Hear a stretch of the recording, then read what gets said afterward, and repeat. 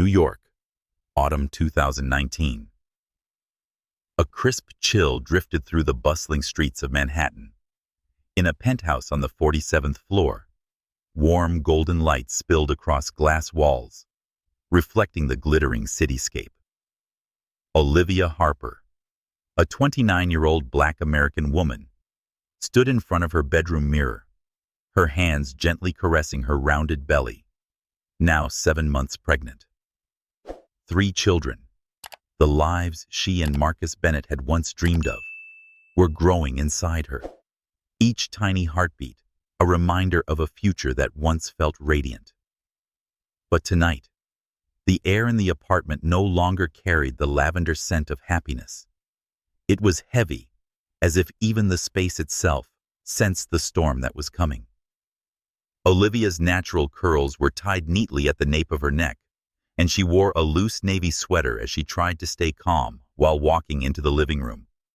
She had just received a message from Marcus, the man she had loved for 7 years. "We need to talk. Now." 6 short words, but they sliced through her heart like a blade. Marcus, a white American tech billionaire, always had a way of making things complicated. He was a man of grand dreams and ambitious plans, but also the man Olivia once believed would stand by her no matter what. She found him on the balcony, where the night breeze stirred the edges of the expensive blazer he'd worn to a meeting that afternoon. Marcus, 32, with sandy blonde hair and deep blue eyes, leaned against the railing, gazing out at the skyline as if searching for an answer he wasn't ready to face. The Patek Philippe watch, Olivia's birthday gift to him last year, glimmered under the moonlight, a testament to the days when they had shared everything. "You couldn't wait until morning?" Olivia asked, her voice low but sharp, laced with worry and anger. She stood a few steps away, one hand instinctively cradling her belly, as if to protect the little lives growing inside. Marcus sighed, not turning around right away. "Olivia, I accepted the offer." His voice was deep but strained. "The deal with the firm in Geneva. It's finalized." Her brows furrowed, her heart beginning to race. "The deal? You mean leaving, don't you?" Olivia stepped closer, trying to meet his eyes, but Marcus looked away. "Marcus, I'm carrying our 3 children." "3! You can't just—" "I have to go," he interrupted, finally turning to face her. But his eyes were no longer those of the man she once knew. They were cold, as if he'd already built a wall between them. "Next week, I'm flying to Switzerland. Anna's father, the lead partner, wants me there for the announcement. This is the most significant opportunity of my life, Olivia. Bigger than us." The room spun. Olivia stepped back, gripping the edge of her sweater tightly. "Bigger than us?" she repeated, her voice trembling with fury. "You're talking about our family, Marcus. Your children." "I'm 7 months pregnant, and you choose a business deal over being here for us?" Marcus lowered his head. For a brief moment, a rare crack in his composed facade. He remembered the nights they spent on the couch, Olivia painting dreams of a home filled with children's laughter, and him promising to build an empire to protect their family. But now, those dreams were obscured by the pressures of boardrooms, multi-million-dollar handshakes, and a deep-seated fear that he'd always be a failure if he didn't seize this opportunity. "I know this is hard," he said, his voice hoarse, "but you'll be fine.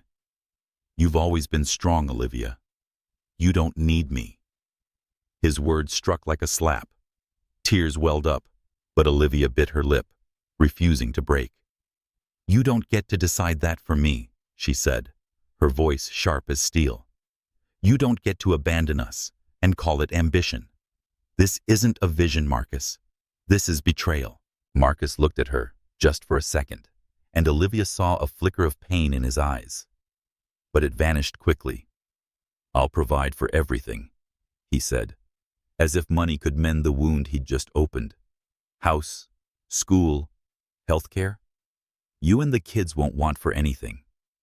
Olivia shook her head, tears streaming down her cheeks. "We don't need your money. We need you, the father, the husband.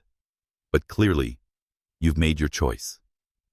She turned away and walked toward the door, each step heavy with the weight of a crumbling world. As the elevator doors closed, Olivia looked down at her belly, where 3 lives waited for a future she would now have to build alone.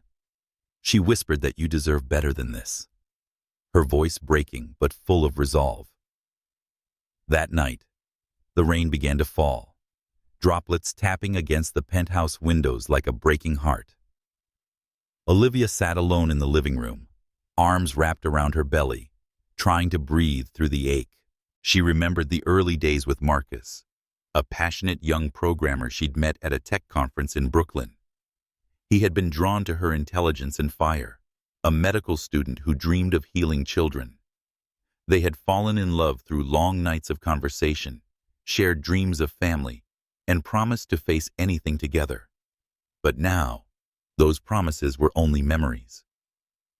Across the city, Marcus sat in his office, the glow of his computer screen casting shadows across his face. He stared at the contract, the deal worth billions, signed and sealed. But in his chest, a hollow space grew. He thought about Olivia, about the look in her eyes as she left, and for the first time, he wondered if he was giving up something more precious than success. But he quickly dismissed the thought, convincing himself this was the only path. He didn't know that this decision would leave a scar on both of their lives, which could never be erased. Olivia didn't sleep that night. She pulled out a notebook and began making a list. Hospital, school, savings account. If Marcus wouldn't stay, she would do it alone. She thought of her mother, a single nurse who had raised her in Harlem, and drew strength from that memory. "Mama did it," she whispered, "and so will I." When dawn broke, Olivia rose, wiped away her tears, and entered a new day. She didn't yet know that ahead lay a journey full of trials, but also one that would define her, not just as a mother, but as a resilient woman, ready to fight for the things she loved most. Harlem Hospital, New York, late October 2019. The autumn chill swept through the stark white hallways. Olivia Harper lay on a hospital bed, her eyes tired but sharp, trying to focus on the warm, calm voice of the doctor. "All 3 babies are stable, but they're premature. They'll need to stay in the neonatal intensive care unit for a while," he said reassuringly. Olivia nodded, though her heart clenched. Only 2 weeks had passed since Marcus Bennett left her to chase a billion-dollar dream in Switzerland, and now she'd been rushed to the hospital with signs of preterm labor. She was now facing the most critical moment of her life, becoming a mother to 3 children, Amara, Noah, and Zoe, all on her own. The NICU was a world of steady beeps, pale blue light, and tiny glass incubators that housed fragile lives. Still aching from the birth, Olivia sat beside Amara's incubator, the eldest of the 3, who weighed less than 2 kilograms. Noah, his tiny fists clenched, lay in the adjacent incubator, while Zoe, the smallest, breathed softly through an oxygen tube. Olivia placed her hand on the glass, feeling the faint warmth from their tiny fingers. "Mommy's here," she whispered, her voice trembling but full of resolve. "I will never leave you." Olivia's mother, Grace, a retired nurse with silver hair and a warm smile, was the only one by her side during those early days. She brought hot coffee, words of encouragement, and stories of raising Olivia alone in the struggling neighborhoods of Harlem. "You're stronger than you think, Liv," Grace said, placing a hand on her daughter's shoulder. "But don't try to do everything alone. This community will lift you." Olivia gave a faint smile, but inside, she knew she had to stand alone. Marcus had left a large sum of money in their joint account, but she hadn't touched it. That wasn't what she needed from him. The days in the NICU passed in a relentless loop. Medical checks, diaper changes, tube feedings, and long nights of Olivia singing lullabies through the glass. She chose the songs her mother used to sing, gospel hymns from their Harlem church, echoing love and hope. Amazing Grace, how sweet the sound, she sang, her voice sometimes faltering from exhaustion, but never stopping. One night, a black nurse named Maya, who often worked the night shift, stood quietly in the corner, wiping away tears. Maya said, "You're the strongest mother I've ever seen," handing Olivia a cup of ginger tea. Olivia only nodded, too drained to respond, but those words lit a small flame in her heart. Olivia named the children based on her dreams, with Marcus during long nights in Brooklyn. Amara, meaning eternal in Swahili, because she wanted her daughter to grow up as resilient as her love. Noah, named after a biblical protector, because she saw in him curiosity and hidden strength. Zoe, meaning life, because the smallest had fought to breathe from her very first second. Each name was a promise, a reminder that even without Marcus, she and the children would be a family. When the babies were discharged after 6 weeks, Olivia moved into a smaller apartment near her mother's house in Harlem. The space was cramped, with blue-painted walls and an old armchair her mother brought over, but it was home. Olivia hung simple drawings on the walls, stars and suns her mother had painted, so the babies would have something to look at from their cribs. She began piecing life together, re-enrolling at Columbia Medical School, which she had paused during pregnancy, and finding a part-time job at a community clinic. Every night, she sat at the kitchen table, studying while keeping an eye on her sleeping babies, the sound of monitors pulsing like a quiet rhythm of survival. The Harlem community became Olivia's anchor. Neighbors brought home-cooked meals, knitted blankets, and sincere prayers. One afternoon, Mrs. Rosa, who ran the grocery store downstairs, slipped a box of homemade cookies into Olivia's hands. "For your little angels," she said, eyes sparkling. Olivia hugged her, feeling the strength of women who had overcome hardships like hers.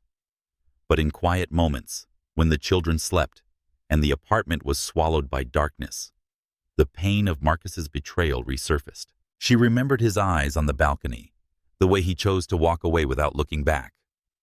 "You were wrong," she told herself, wiping away tears. "We don't need you to be strong." While Olivia was changing Zoe's diaper one morning, her phone buzzed.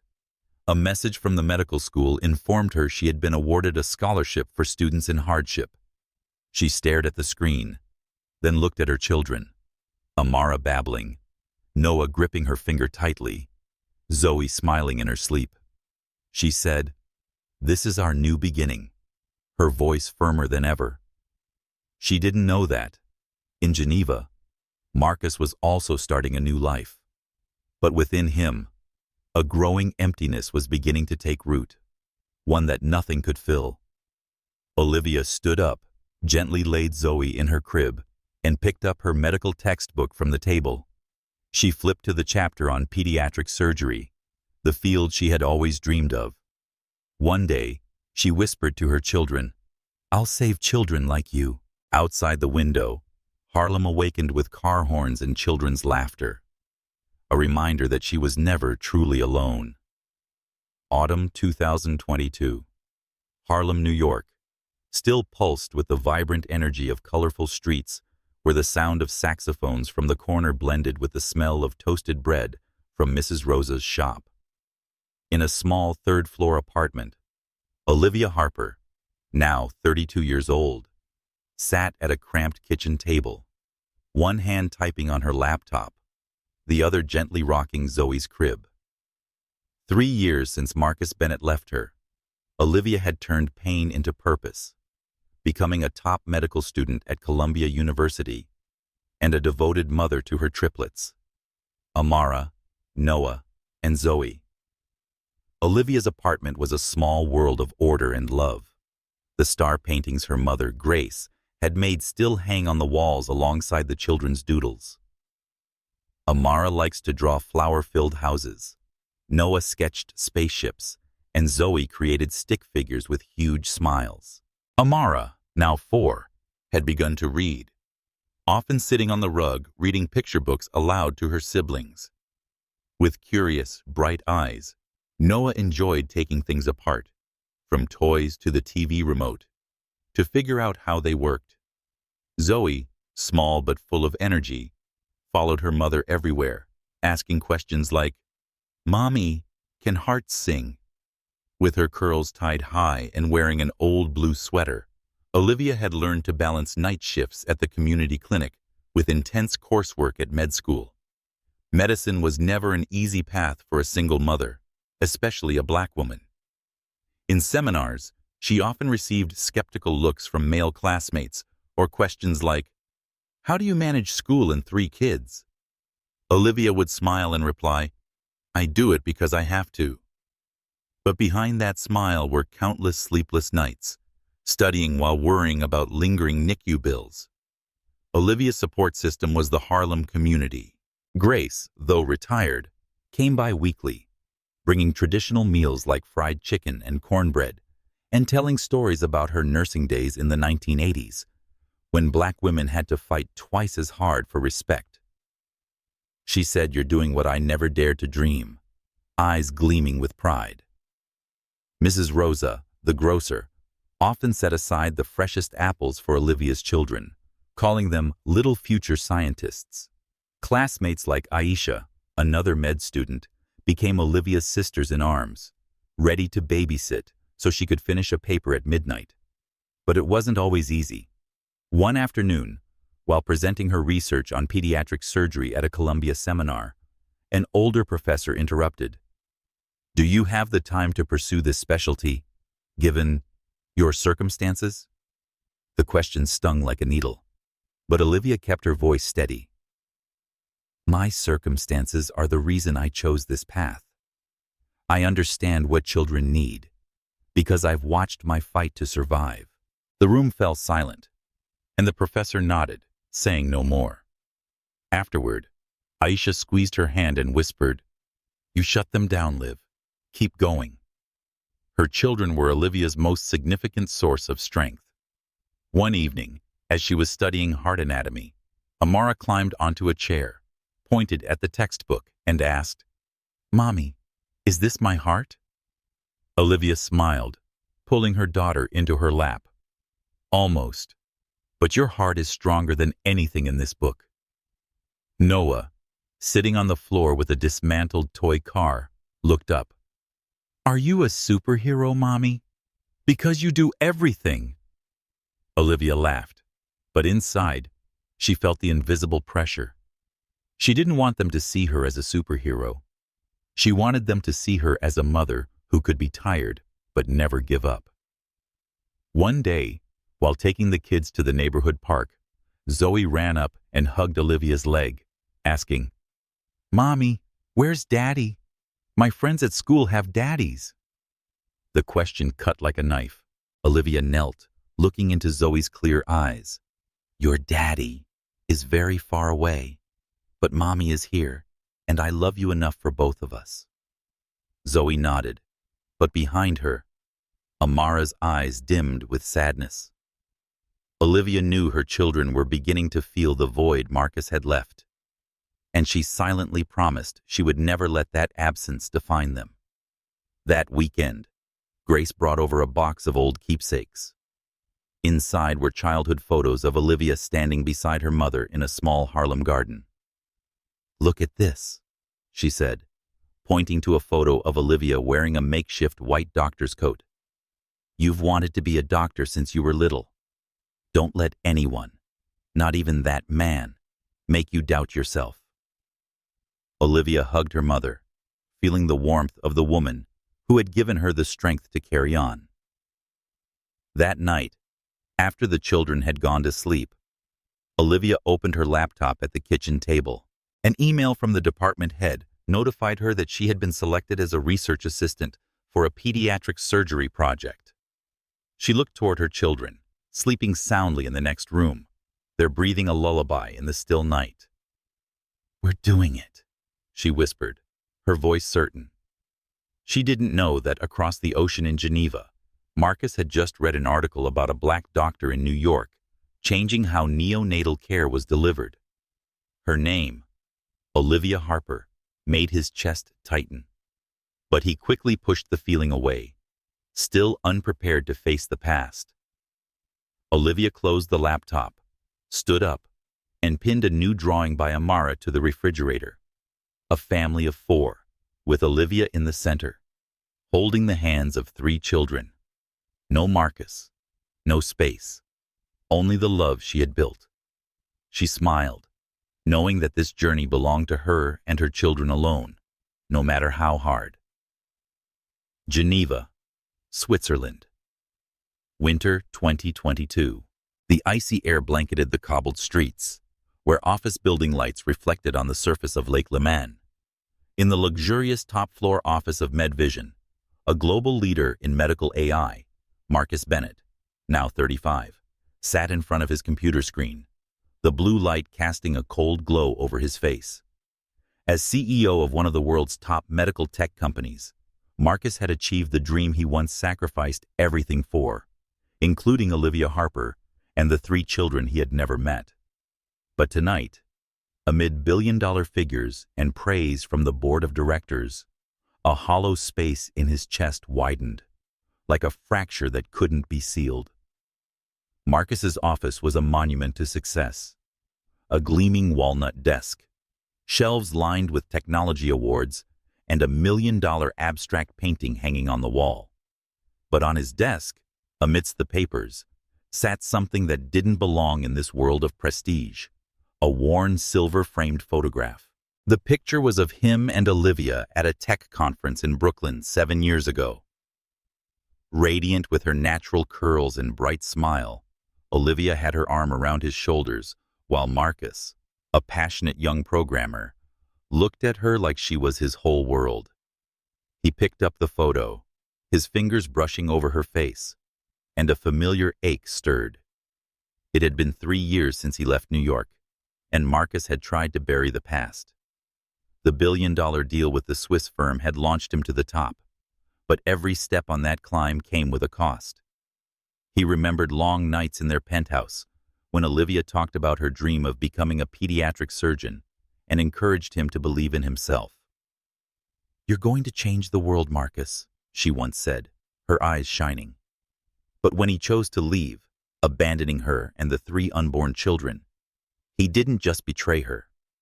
He betrayed the dream they had once shared. Marcus never contacted Olivia after that fateful night. He deposited money into their joint account, but never checked whether she used it. He was too afraid to face the truth, that she might not need him and was stronger than he'd ever believed.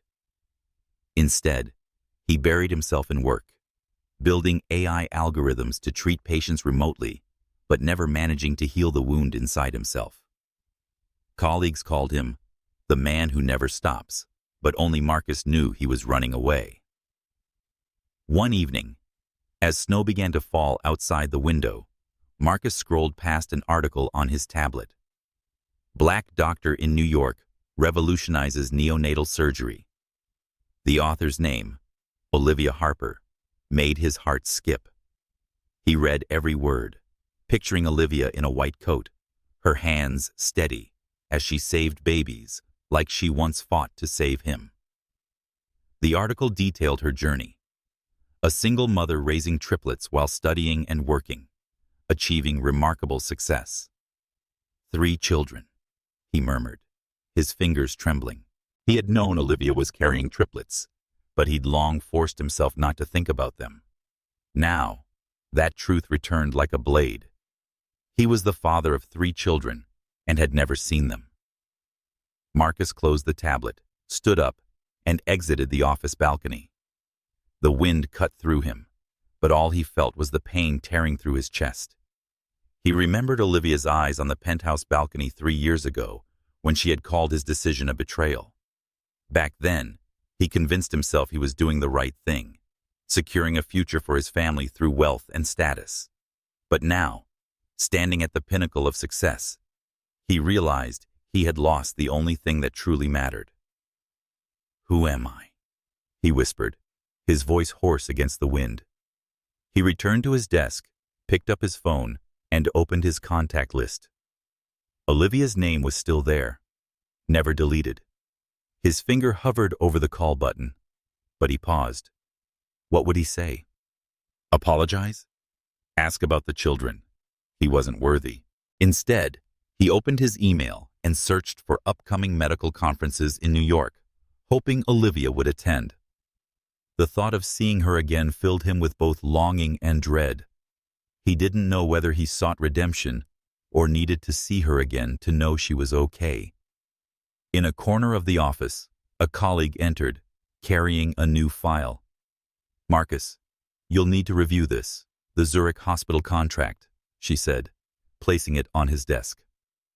Marcus nodded, but his mind was elsewhere. He stared out the window, where snow blanketed the city, and thought of Harlem, where Olivia and the children lived. He imagined 3 children with Olivia's smile, maybe even his blue eyes. Did they know about him? Had Olivia told them he walked away? That night, Marcus didn't sleep. He sat alone in his lavish apartment, absent of laughter or warmth. He took out the photo again and placed it on the coffee table. "Olivia," he whispered, as if she might hear. "I was wrong," but the words echoed in the empty room. He knew an apology wasn't enough, but he didn't know where to begin. All he had was one growing certainty. He couldn't keep running forever. Thousands of miles away in New York, Olivia was pinning a new drawing by Amara to the fridge, smiling as Noah asked if she was a superhero. She had no idea that in Geneva, the man who once shattered her heart was finally beginning to face himself, preparing for a journey of redemption he never imagined he'd have the courage to take. Manhattan, New York, October 2024. The lights from the Plaza Hotel shimmered into the night sky, turning the cityscape into a dazzling painting. The Medical Technology Gala, a prestigious event gathering the brightest minds in the field, was underway in the grand ballroom, where marble floors reflected the glow of crystal chandeliers. Olivia Harper, now 35, entered with her triplets, Amara, Noah, and Zoe, by her side, confident yet unpretentious, in a form-fitting emerald green dress, her natural curls tied high. She embodied a black woman who had overcome adversity to become a renowned pediatric surgeon. But tonight, she wasn't here to boast. She was here to present her groundbreaking research on neonatal surgery, a contribution now recognized across the global medical community. Amara, Noah, and Zoe, now 5 years old, clutched their mother's hands, their eyes sparkling with curiosity as they entered the opulent room. Amara, with neatly braided hair, clung to a picture book about scientists. Noah, dressed in a tiny button-up shirt, held a toy model of a spaceship. Zoe, the smallest, wore a red bow in her hair and asked repeatedly, "Mommy, is there anyone here who knows how to fix hearts?" Olivia smiled, adjusting Zoe's bow. "I'm here, sweetheart. But tonight, Mommy will tell everyone how she helps babies like you." The children had been thoroughly prepped. No running, stay polite, and always close. But their eyes gleamed as if they could sense the importance of this moment. Across the ballroom, Marcus Bennett, now 38, stood beside the awards podium, adjusting the tie on his black tuxedo. As CEO of MedVision, he had been invited to present an award in medical technology. With sandy hair now streaked with silver and blue eyes that carried the fatigue of the years, Marcus looked like a man who had conquered the world, except for his own heart. After reading that article about her 2 years ago, He had come to the gala with a vague hope that he might see Olivia again. But he hadn't prepared for this moment. Olivia, radiant and poised, walked in with 3 children, miniature reflections of herself and him. Marcus froze, his champagne glass trembling slightly in his hand. Amara had Olivia's smile, but those blue eyes and dimples, undeniably his. Noah, with his inquisitive stance, reminded Marcus of his childhood. Zoe, tiny but luminous, looked like a flame in motion. 3 children, he whispered, his heart pounding. He had read about them in the article, but seeing them in the flesh was a shock. They were his children, and he had abandoned them. Oblivious to Marcus's gaze, Olivia led her children to the speakers section. She spoke with a colleague, her voice calm yet commanding, while the children sat quietly beside her, scribbling on sheets of paper. When she looked up, her eyes met Marcus's. Just meters away. Time froze. There was no dramatic music, no murmuring crowd, just a moment of silence between 2 people who had once loved each other deeply. Olivia didn't blink. Her face remained unreadable, but her grip on Zoe's hand tightened. Marcus stepped forward, each step feeling like it weighed 1,000 pounds. He stopped in front of her, managing a strained smile. "Olivia," he said, his voice hoarse. "You look incredible." Olivia looked at him, her gaze calm but composed. "Marcus," she replied, her voice steady. "I didn't expect to see you here." She emphasized the word, you, a quiet reminder of their distance. He glanced down at the children, his heart clenched. "Are these your children?"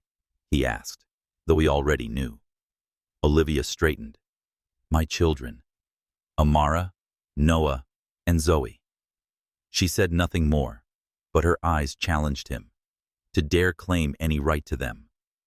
Amara looked up, eyeing the stranger curiously. "Mommy, who is he?"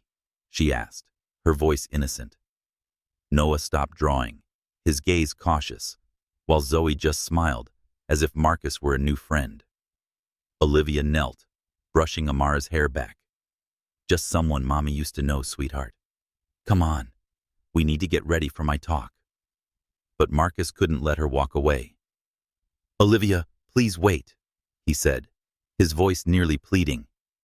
I want to talk. Just a minute." Olivia stood, locking eyes with him. "You don't get to show up like you never left, Marcus," she said, voice low but sharp as a blade. "You made your choice. Don't walk back into our lives to turn them upside down." She turned and led the children toward the speaker's podium, leaving Marcus behind, his heart heavy with remorse. As Olivia stepped onto the stage, the spotlight illuminated her like the center of the universe. She began her presentation with a powerful and passionate voice, speaking about the research that saved newborn lives, research inspired by her children's journey. She said every child is a miracle, her eyes drifting briefly to Amara, Noah, and Zoe, sitting proudly in the front row. And every mother can be a hero if she believes in herself. Marcus sat in the back row, unable to take his eyes off her. Olivia was no longer just the woman he once loved. She was a symbol of strength, someone who had built an entire world without him. He looked at the children and saw the dimples on their faces, and a deep, aching pain rose inside him. He had missed everything. The first steps, the first smiles, all the moments he should have been there for. When her talk ended, thunderous applause filled the ballroom. Olivia bowed slightly, smiling, though her eyes briefly flicked toward Marcus, as if she knew he was still watching. Then she led her children out of the hall, without looking back. Marcus gripped his champagne glass tightly, his heart full of regret. He knew he couldn't undo the past in one night, but this moment had changed him. He wanted to make amends, not because he deserved it, but because Olivia and the children deserved the best of him. Outside, under the New York sky, Olivia embraced her children and whispered, "You are Mommy's pride." She didn't know that from this moment on, Marcus would begin a journey to become the kind of man she and their children could one day trust. Brooklyn, New York. The first Sunday morning after the Medical Technology Gala, October 2024. Autumn sunlight filtered through the curtains of Olivia Harper's small apartment, casting a warm glow across the wooden floor where Amara, Noah, and Zoe sat playing, surrounded by toys and sheets of drawing paper on a large rug. Olivia, 35, stood in the kitchen making coffee, her familiar blue sweater hugging her frame. The smell of toast drifted through the air, but there was something different about the atmosphere today. A silence filled with unspoken questions. The unexpected encounter with Marcus Bennett at the gala had left a mark, not just on Olivia's heart, but also on the tender minds of the triplets. Amara, 5, with neatly braided hair, was drawing, but her pencil often paused, her gaze distant. Holding a toy spaceship model, Noah took it apart and reassembled it repeatedly, as if trying to solve a far more complex mystery. Zoe, the smallest, with her radiant smile, finally broke the silence. "Mommy!" she called, running into the kitchen, the red bow in her hair bouncing with each step. "The man at the gala. Who is he? He kind of looks a little like Noah." Olivia set down her coffee cup, her heart tightening. She had known this moment would come, but not so soon. She stepped out of the kitchen and sat on the rug beside her children, pulling Zoe into her lap. Amara and Noah looked up, eyes filled with anticipation. "You want to know about that man, don't you?" Olivia asked, her voice gentle but steady. All three nodded, each with a different expression. Zoe curious, Noah skeptical, Amara tense. Olivia took a deep breath, choosing her words with care. "His name is Marcus, and he's your biological father." The words fell like a stone into a still pond, sending ripples of emotion through the room. Zoe's eyes widened, her smile stretching. "Really?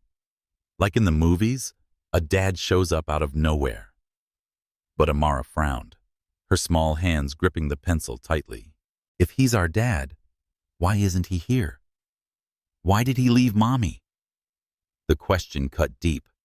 Olivia looked into her daughter's eyes and saw a flash of anger and hurt that no 5-year-old should carry. "Amara, sweetheart," she said, pulling her close. "Your father chose a different path, a faraway job. That was his decision, not because you or Mommy weren't enough. I decided to stay because you are my whole world." Noah, usually quiet, spoke up, his voice soft but sharp. "Does he want to see us? Or did he go to the gala to show off?" He looked at his mother with eyes the same blue as Marcus's, full of doubt. Olivia offered a sad smile, brushing his hair back. "I don't know what he wants, Noah.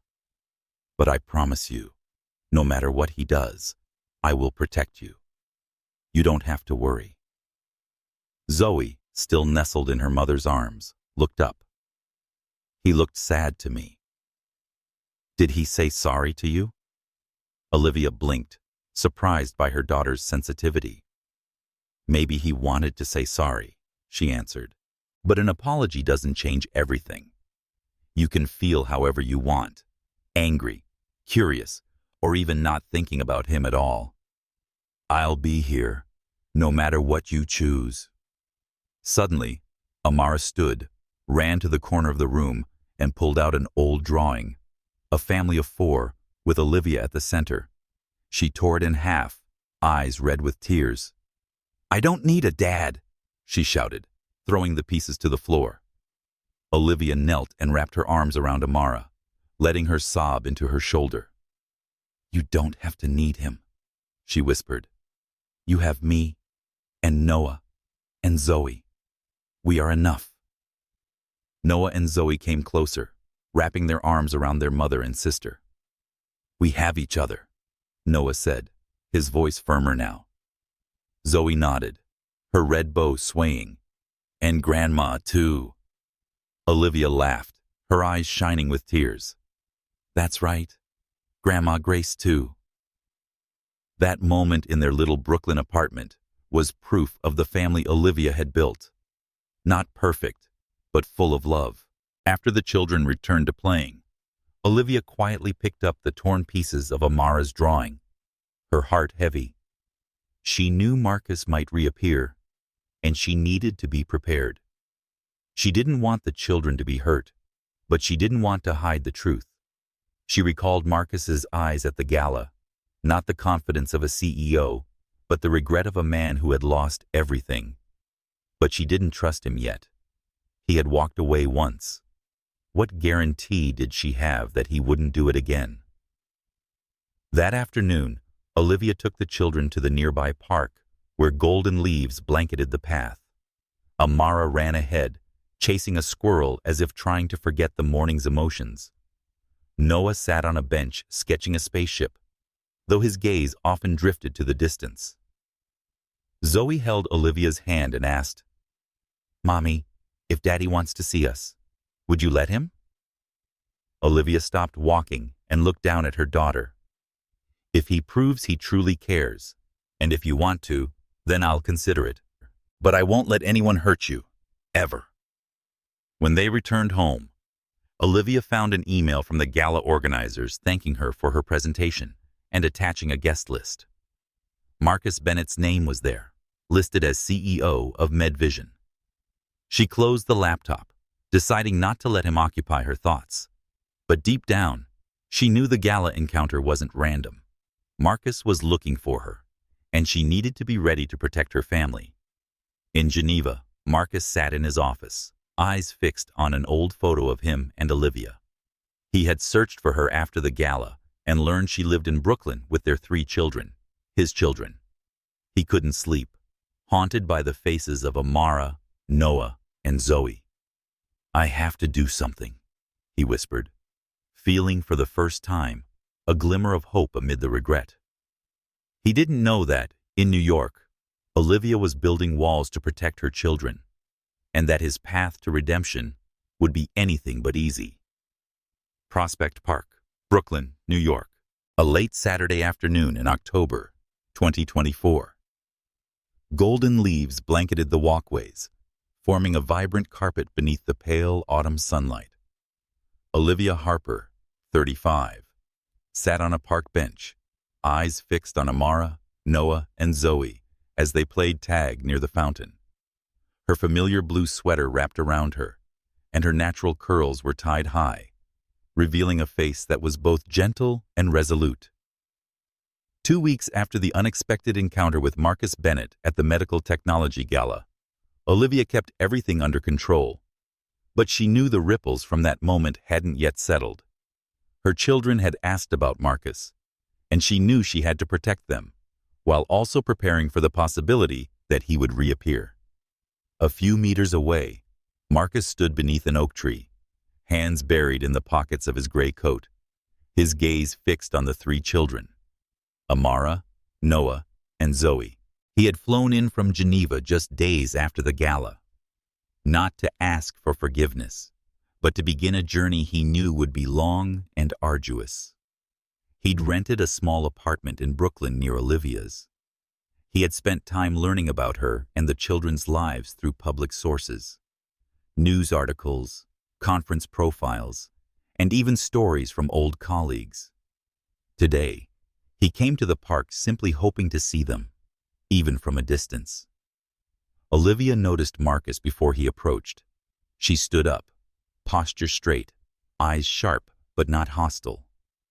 "Marcus," she said calmly as he walked over. "What are you doing here?" He took a deep breath, trying to keep his voice steady. "I don't want to intrude, Olivia. I just wanted to see the kids and talk to you if you'll allow it." He glanced past her, where Amara was pushing Zoe on the swing, and Noah sat on the ground, stacking stones into a strange structure. "They're incredible," he said, his voice raspy. Olivia crossed her arms, her eyes unwavering. "They're incredible because I've been here every day for 5 years. You don't get to show up and act like you have rights." Her words were sharp but not cruel. She wasn't angry, just resolute. "I know," Marcus replied, lowering his head. "I'm not expecting forgiveness, but I want to do the right thing, even if I am late. I want to know the children, if you think that's okay.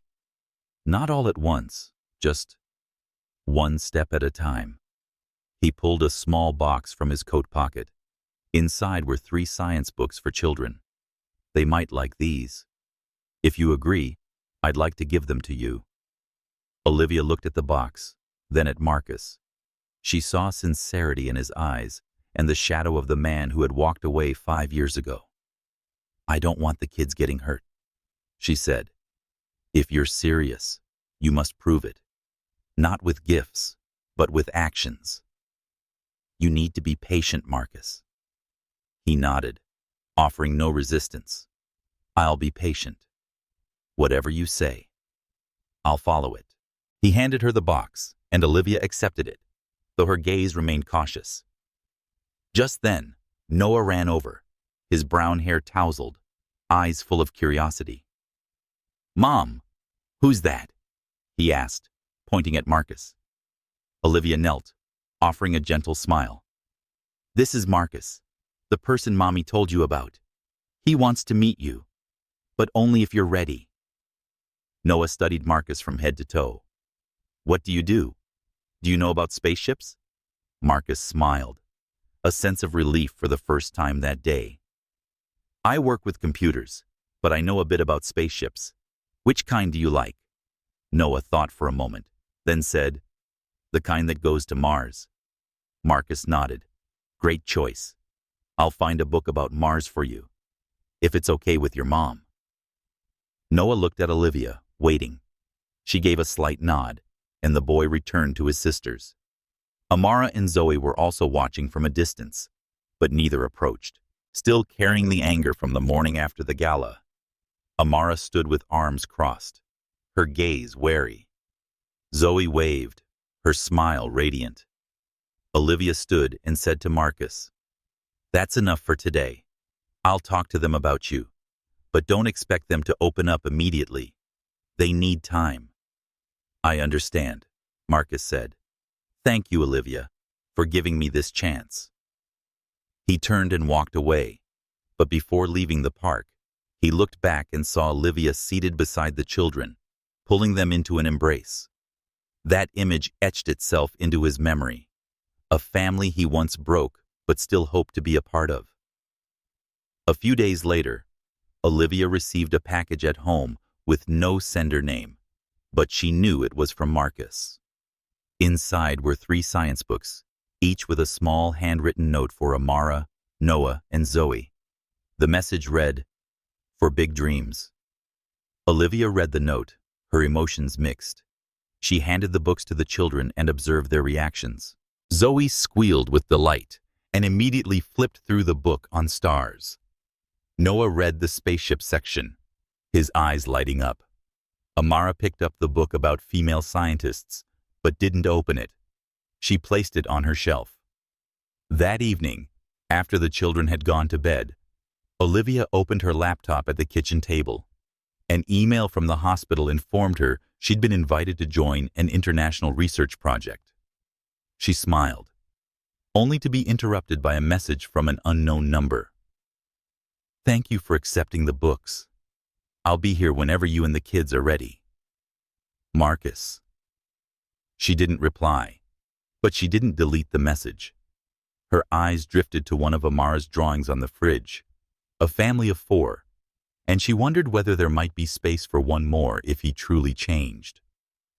A few blocks away, in a modest apartment, Marcus sat alone in a dimly lit living room, laptop open to a website titled How to Be a Father.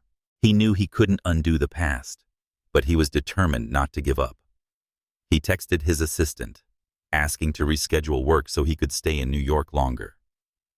"I'll prove it," he whispered, looking out the window, where Brooklyn's lights flickered like distant stars. New York Presbyterian Children's Hospital, Brooklyn. A chilly afternoon in late November 2024. Cold air filtered through the sterile white hallways, where the beeping of machines blended with the hurried footsteps of nurses and doctors. Olivia Harper, 35, stood beside her son Noah's hospital bed, her eyes full of worry, though her face retained the composed expression of a pediatric surgeon. Noah, with tousled brown hair and pale blue eyes, lay in bed, his breathing shallow and labored, his face pale from a sudden respiratory episode. Olivia, in her blue sweater hastily covered by a white lab coat, held his hand and whispered, "I'm here, Noah. You're going to be okay." That morning had started like any other. Olivia was making breakfast in their small Brooklyn apartment, the scent of toasted bread filling the air as Amara and Zoe argued playfully over school stories. But Noah, usually lively, was quiet, complaining of a tightness in his chest. Olivia had placed her hand on his forehead, warm but without fever. She gave him ginger tea, thinking he was fatigued by the cold weather.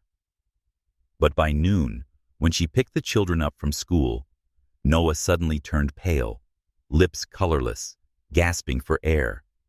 Within 30 minutes, she had rushed him to the hospital, calling the pediatric emergency unit en route, her voice calm, but her heart racing.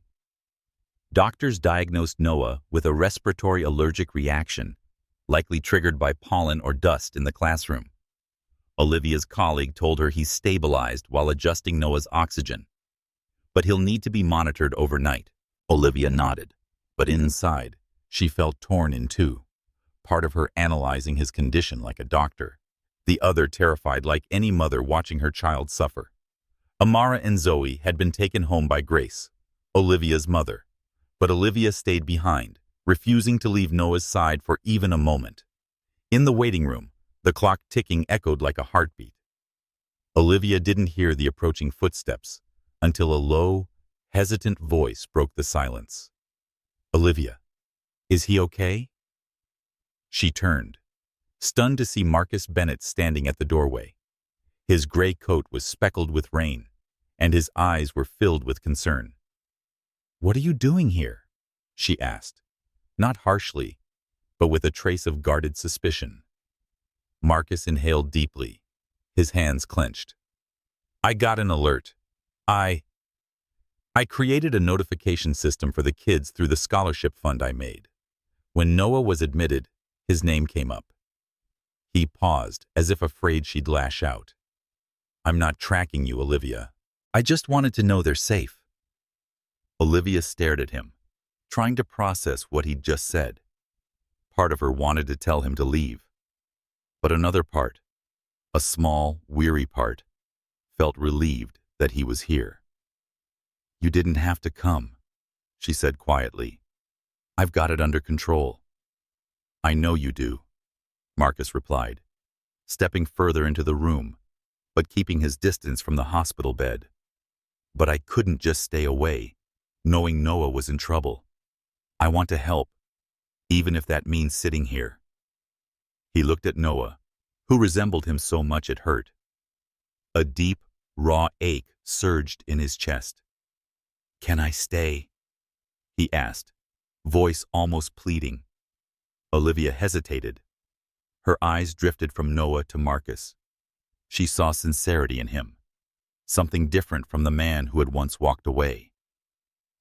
"Okay," she said softly, "but don't do anything to startle him." Marcus nodded, sitting in the corner of the room, hands clasped tightly, eyes fixed on Noah. Time passed slowly in the hospital room. Olivia sat beside her son, stroking his hair, softly telling stories about space missions, Noah's favorite subject. Marcus listened silently, never interrupting, but every word she spoke deeply involved him. When Noah stirred and slowly opened his eyes, he looked at his mother, then turned toward Marcus. "Mom," he whispered weakly, "that's Marcus, right?" Olivia smiled gently, squeezing his hand. "That's right, sweetheart. He came to visit you." Noah looked at Marcus, curious but tired. "Are you going to stay?" he asked. The question pierced both adults like a blade. Marcus bowed his head, voice husky. "If you want me to, I'll stay." Noah nodded faintly and drifted back to sleep. Olivia turned away, hiding her tears. She didn't want Marcus to see her vulnerable, but Noah's reaching for him shook her. Marcus rose, stepped closer, and stopped when he saw her wiping her eyes. "Thank you, Olivia," he said softly, "for letting me be here." She didn't answer. She only nodded, her eyes never leaving Noah. Later, Grace arrived with Amara and Zoe, who waited in the lounge. Zoe ran to her mother, asking, "Is Noah okay? Did Mr. Marcus help?" Amara stood back, watching cautiously, saying nothing. Olivia hugged her daughters, reassuring them. "Noah's going to be fine. And Marcus, he just came to visit." She looked at Marcus pointedly, as if to remind him to keep his distance. Before leaving, Marcus turned back and said quietly, "If you need anything, specialists, equipment, anything, call me." She nodded, but didn't promise anything. As he stepped into the hallway, Marcus felt a faint spark of hope, not because he had been forgiven, but because, for the first time, he had felt what it meant to be a father. That night, Olivia sat beside Noah, listening to the soft rhythm of his breathing. Her thoughts drifted to Marcus, to the look in his eyes when he saw Noah, and she wondered if he had truly changed. She checked her phone and saw a message from him. "I'll be nearby if you need anything. Wishing Noah a quick recovery." She didn't reply, but she didn't delete the message this time. Deep inside, she knew a door had cracked open, though she wasn't ready to walk through it yet. Brooklyn, New York. Early December 2024. Winter air wove through the bustling streets, carrying a chill and the scent of roasted chestnuts. In Olivia Harper's small apartment, the glow from a desk lamp cast warm light on blue-painted walls, where drawings by Amara, Noah, and Zoe were neatly displayed. Olivia, 35, sat at the kitchen table, wrapped in her familiar blue sweater, her eyes fixed on her laptop screen. An email from St. Elizabeth's University Hospital in Zurich had just arrived. An invitation to join pediatric surgery research. It was the opportunity she had once only dreamed of. A fully funded 12-month research position with accommodations for her and the children. Yet her joy was laced with anxiety at the thought of leaving Harlem and Marcus Bennett, who was slowly becoming a small but steady part of the children's lives. Olivia closed the laptop, stood up, and walked into the living room, where 5-year-olds Amara, Noah, and Zoe were building block towers. Noah was explaining black holes to Zoe with his toy spaceship beside him. Amara, her hair neatly braided, carefully pieced puzzle parts together, but her eyes occasionally flicked toward her mother, sensing something unspoken. Since Noah's breathing scare 2 weeks ago, Olivia had cherished quiet moments like these even more. But the email from Zurich had disrupted that fragile sense of balance. That evening, as the children ate pasta with tomato sauce, Grace's recipe, Olivia took a deep breath and decided. "Kids," she said gently, "I've been offered a chance to work in a new place, Zurich, Switzerland, just for 1 year. What do you think?" Zoe's eyes lit up, her smile wide. "Does Switzerland have snow? I want to make a snowman." Noah thought for a moment and asked, "Do they have a school there? I don't want to miss science class." Amara, usually the strong one, was silent. Her hands tightened around her spoon. "Do we have to leave, Grandma?" she asked, her voice trembling. Olivia took Amara's hand and smiled gently. "We can video call Grandma every day, and she can visit. Zurich has excellent schools in both science and art, but I want to know what you all think before I decide." Zoe nodded eagerly. Noah gave a hesitant nod, but Amara looked down, and Olivia felt her worry deepen. She knew the children had already gone through so many changes, from learning about Marcus to Noah's illness, and now the prospect of leaving Harlem loomed. A few days later, Olivia met Marcus at a small cafe in Brooklyn, where the scent of espresso mingled with soft jazz music. Marcus sat across from her in a simple gray coat, his blue eyes attentive. He had kept his word since Noah's hospitalization, quietly showing up with small gifts, books, science kits, without pressuring Olivia or the children. "I heard about Zurich," he said cautiously, "from a colleague at the Scholarship Foundation. It's a huge opportunity, Olivia. Congratulations." Olivia stirred her coffee, eyes searching his. "I haven't accepted it yet," she said. "Not because of the job. That's my dream. But because of the kids. And—" She paused, not wanting to admit that his presence, however small, was now a factor. "If I go, what will you do? Disappear again? Because this time, they'll notice. They'll ask why you're not there." Marcus bowed his head, his fingers tracing the rim of his cup. "I won't disappear," he said firmly. "If you and the kids go to Zurich, I'll go too. I can work remotely. I'll rent a place nearby. I don't want to miss another second."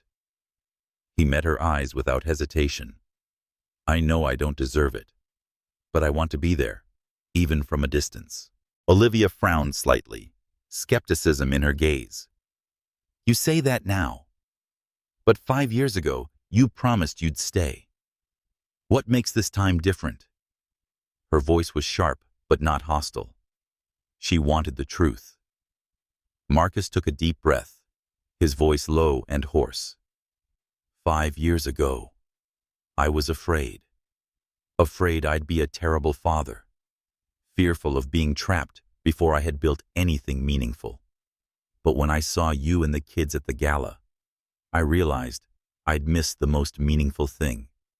Amara, Noah, Zoe.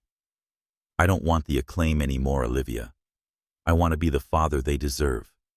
He paused, emotion thick in his eyes. "Even if you never forgive me, I'll go to Zurich. For them." Olivia studied him, searching for any trace of deceit. But all she saw was sincerity. She didn't respond immediately, just gave a faint nod. "I'll think about it. But if you go to Zurich, you need to keep your word. The kids can't handle another heartbreak."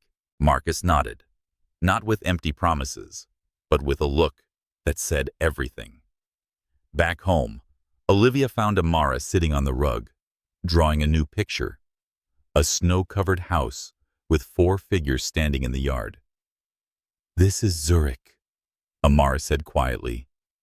"But I don't want to leave Grandma." Olivia pulled her close and whispered, "We'll carry Harlem with us, in our hearts." But she knew Amara's worry went deeper, about change and Marcus. That night, Olivia opened the email from Zurich again and reread the invitation. She thought of the long nights studying medicine, the NICU days when her children fought to live, and her dream of saving others. Zurich was her chance to turn that dream into reality. But it also meant entering a new world where Marcus might become part of the picture. She glanced at Amara's drawing on the fridge and saw a glimmer of hope, not for her and Marcus, but for the children, for the open future they deserved. A few blocks away, Marcus sat in his apartment, laptop open, browsing rental listings in Zurich. He texted his assistant, asking to reorganize his schedule for remote work. "I can do this," he whispered, staring out the window at Brooklyn's flickering lights. He didn't know that, in Olivia's small apartment, a decision was quietly forming, one that would change everything. Zurich, Switzerland, January 2025. Heavy snow blanketed the cobbled streets, making the city a magnificent winter painting.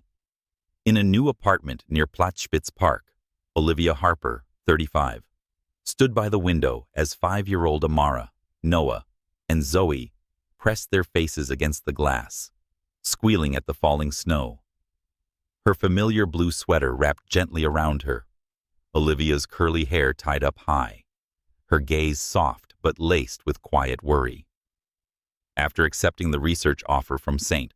Elizabeth's University Hospital, she and the children had stepped into a new chapter, leaving behind Harlem to explore an unfamiliar world. But on this journey, Marcus Bennett, the once absent father, was also trying to become a small but steady part of their lives. The apartment, with pale wood floors and a small fireplace, quickly became a new nest. The children's drawings, Amara's snowy house, Noah's spaceship, Zoe's constellation of stars, were taped on the walls, bringing a breath of Harlem into Zurich. Olivia had shaped their new routine with a comforting rhythm: morning drop-offs at the international school, afternoon work at the hospital, and family dinners under warm yellow light. The kids adjusted quickly, picking up their first German words, Schnee, snow, hallo, hello, and falling in love with hot chocolate from the cafe on the corner. But not everything was easy. Amara, usually the strong one, sometimes fell silent, missing Grandma Grace and Harlem. Noah, curious but shy, worried about making friends at the new school.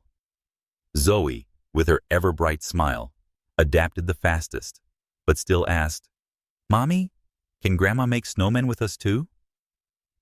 Olivia scheduled video calls with Grace every night, and her laughter lit up the children's faces.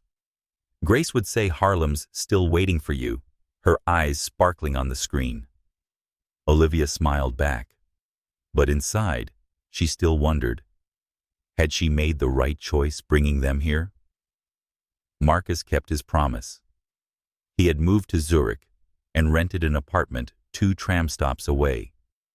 He didn't intrude, only showed up when invited, with small, consistent gestures. One morning, he sent over a box of German science books with a note, for Amara, Noah, and Zoe, Zurich's newest explorers.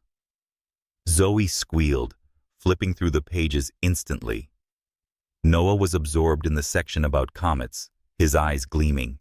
Amara, though still wary, kept the book on female scientists and occasionally flipped through it when no one was watching. One afternoon, as Olivia took the children for a walk through Zurich's Old Town, where cobbled alleys smelled of toasted bread, Noah suddenly grabbed her hand. "Mom, will Marcus come here? I want to tell him about my science class." Olivia paused, surprised. "He's nearby," she said carefully. "If you want, I can invite him to meet us." Noah nodded, and for the first time, Olivia reached out to Marcus. "Noah wants to see you." Platzspitz Park, 4 p.m. Marcus arrived on time, wrapped in his gray coat, hands in his pockets to steady his nerves. He smiled as Noah ran over with a drawing of a comet. "Look, my teacher said comets have glowing tails." Noah beamed. Marcus knelt, listening intently. "That's amazing, Noah. Want to learn more about galaxies? I know a few stories." Noah nodded, and the two began talking, like the 5-year gap had never existed. Amara and Zoe stood beside Olivia, watching. Zoe waved brightly. "Mr. Marcus, do you like snow?" she asked. Marcus chuckled. "I do, but I don't know how to build a snowman. Will you teach me?" Zoe giggled and pulled him toward a snowy patch. Amara didn't join, but she watched, her eyes less guarded than before. Olivia wrapped her coat tighter, her heart tangled. The children were smiling, but she still feared Marcus might vanish again, leaving behind fresh wounds. As dusk fell, Marcus turned to Olivia. "Thank you for today," he said sincerely. "I don't want to force anything. If they want to see me again, I'll be here." Olivia nodded, cautious. "They're opening up, Marcus. Don't disappoint them." He nodded firmly. "I won't." Weeks later, something unexpected happened. Amara brought home a volcano model she had built during science class. It had been praised in front of the class. That evening, she ran to Olivia, eyes bright. "Mom, I want to show Marcus the volcano. He knows about science, right?" Olivia, stunned, hugged her. "Yes, sweetheart. I'll invite him." When Marcus arrived, Amara shyly presented the model. "I made this. What do you think?" Marcus scrutinized it, pride in his eyes. "It's incredible, Amara. Want to build a bigger one together? I can help." Amara thought for a moment, then nodded, and for the first time, said, "Okay, Dad." The word Dad hit like a stone skipping across a still lake. Standing in the kitchen doorway, Olivia turned away, tears silently falling. Marcus looked at her, emotion filling his eyes, but said nothing, only smiled at Amara. "Thank you," he whispered, voice trembling. That night, Olivia sat quietly by the window, watching the snowfall. Marcus wasn't perfect, but he was trying. The children opened their hearts, and she didn't want to stop them. She sent him a message. "Thank you for today. The kids were happy. Let's meet again." Short, simple, but a leap forward. In his apartment, 2 tram stops away, Marcus read the message and smiled, knowing his journey had just begun. Zurich, Switzerland, March 2025. Spring air meandered through the cobbled streets, where cherry blossoms had begun to bloom along the banks of the Limit River. Inside a small auditorium at the international school, Olivia Harper, 35, sat in the front row, her eyes brimming with pride as she watched Amara, Noah, and Zoe, now 5 years old, prepare for the spring performance. A light purple dress had replaced her familiar blue sweater, and her natural curly hair was tied up high. Olivia smiled as she saw the children eagerly rehearsing their lines. Beside her, Marcus Bennett, 38, sat quietly in a simple navy blue shirt, his hands clasped tightly to hide his nervousness. This performance was more than a school event. It was a testament to the emotional journey of a once-broken family finding its way back together. The auditorium glowed with student artwork hanging on the walls, from snowy mountains to space shuttles. The stage backdrop featured a painted mountain with the words, "Our Journey," written in white chalk. Olivia and the children had adapted to life in Zurich over the past 2 months, embracing their new routine with morning German lessons and weekend afternoons building snowmen.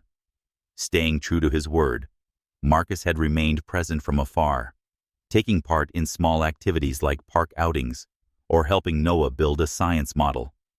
But today, he had been invited to the performance, a sign that Olivia was beginning to trust him again. The performance began as the stage lights came up. Amara was the first to walk on stage, wearing a handmade white blouse and a toy stethoscope around her neck, just like her mother. "My mom says being a doctor isn't just about healing people," Amara said, her voice clear and bright, "but about standing by them when they're scared. I want to be like my mom." She looked at Olivia and smiled radiantly, and the room erupted in applause. Olivia clenched her hands, her eyes sparkling with tears, pride mingled with deep emotion. Next came Noah, holding a drawing of a forest with 5 stick figures standing beneath a tree. He said that family is like a tree, his voice a little shaky but firm. It takes time to grow, and sometimes it needs to be watered again. My family is growing, little by little. He pointed to the drawing, where one figure stood beside the other four. This is us, and this is my dad. He looked at Marcus, his gaze curious but warm.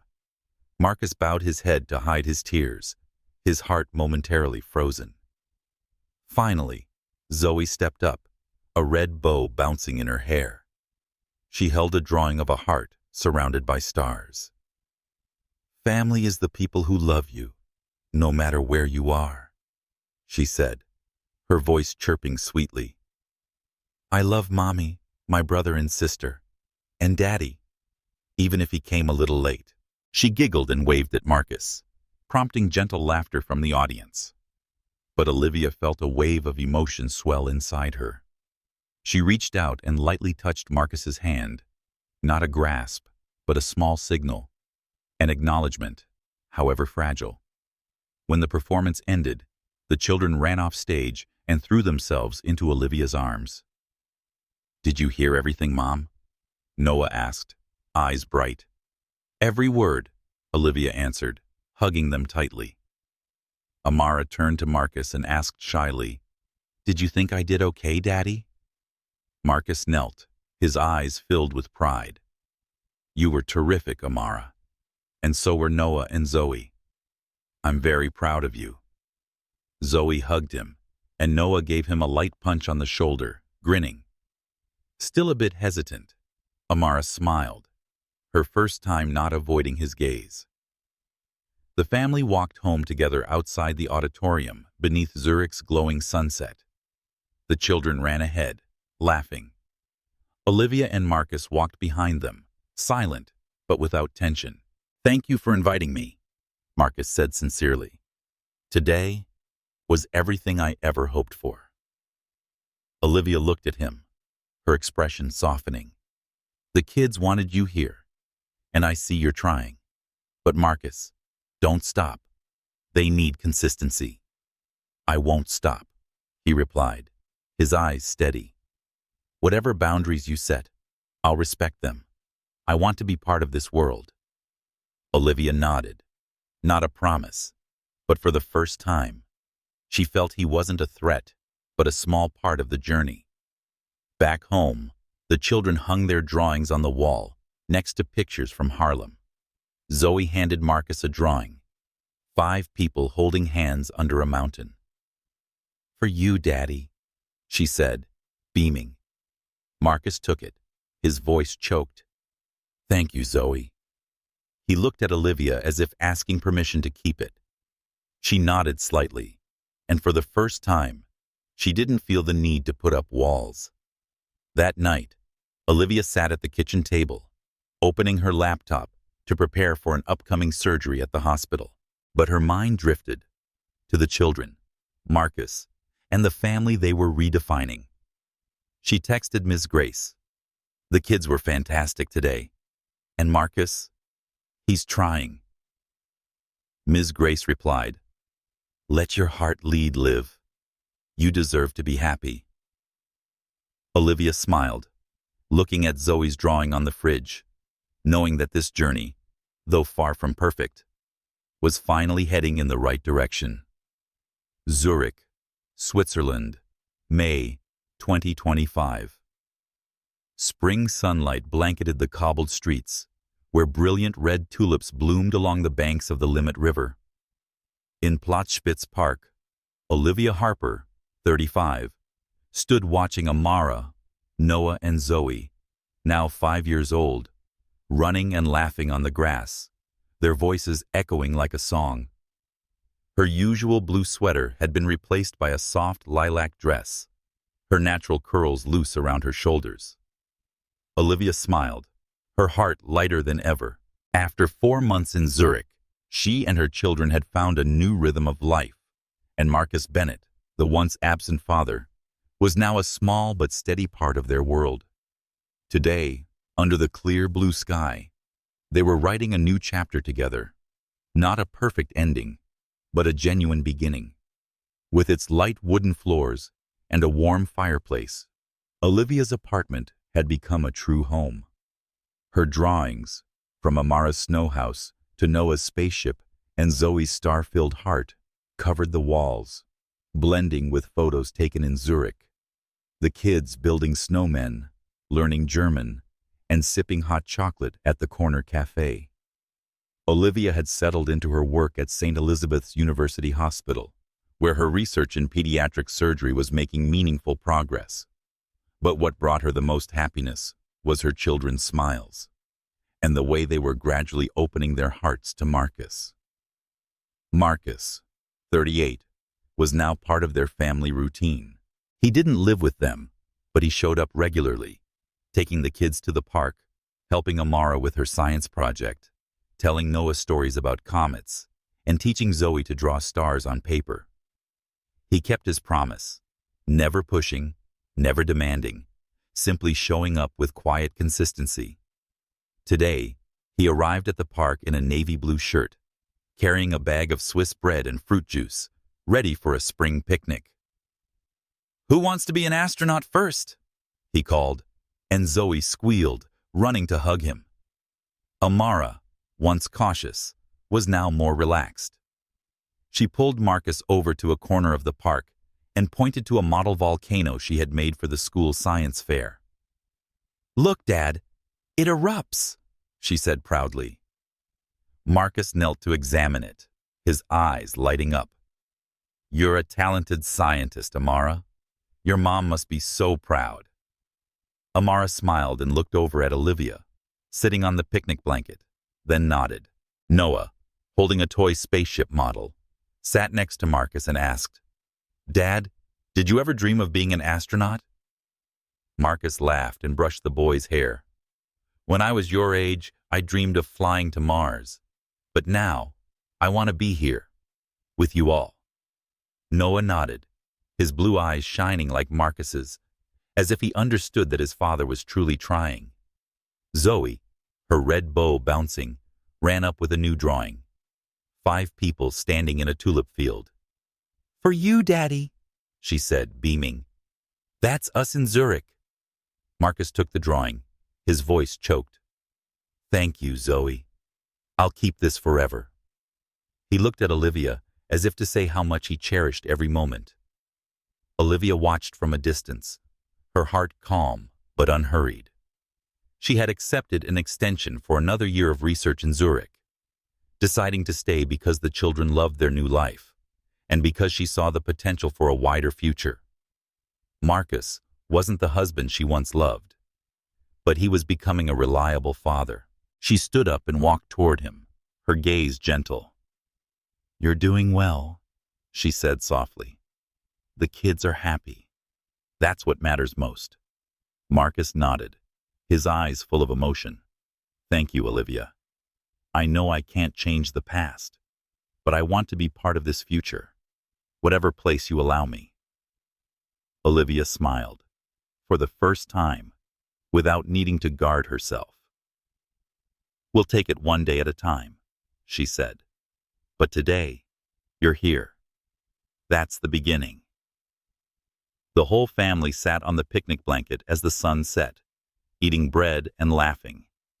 Amara talked about her German class, Noah showed off plans for a bigger spaceship, and Zoe sang a Swiss folk song she had learned. Olivia looked at her children, then at Marcus, and felt a rare sense of peace. She wasn't promising a romantic future, but she knew they were building something, a family, not based on the past, but on present moments. That night, back at the apartment, Olivia pinned Zoe's drawing to the refrigerator, next to artwork from Harlem. She video called Ms. Grace, sharing stories of the picnic and how the kids had started calling Marcus Dad naturally. Olivia said, "I don't know where this will lead, but I'm not afraid anymore." Ms. Grace smiled through the screen. "You've built a strong family, Liv. With or without Marcus, you're the heart of it." Olivia looked at her sleeping children, their steady breaths like a lullaby. She stepped onto the balcony and gazed at the starry Zurich sky. Somewhere 2 tram stops away, Marcus looked at the same sky, holding Zoe's drawing. He texted Olivia, "Thank you for today. I'll be here, one day at a time." She read the message and smiled without replying, not out of doubt, but because she knew he would keep his word. Beneath the stars, Olivia whispered to herself, "We did it." Not a perfect ending, but a genuine beginning, where love, persistence, and hope intertwined, opening up a promising future for her and her children.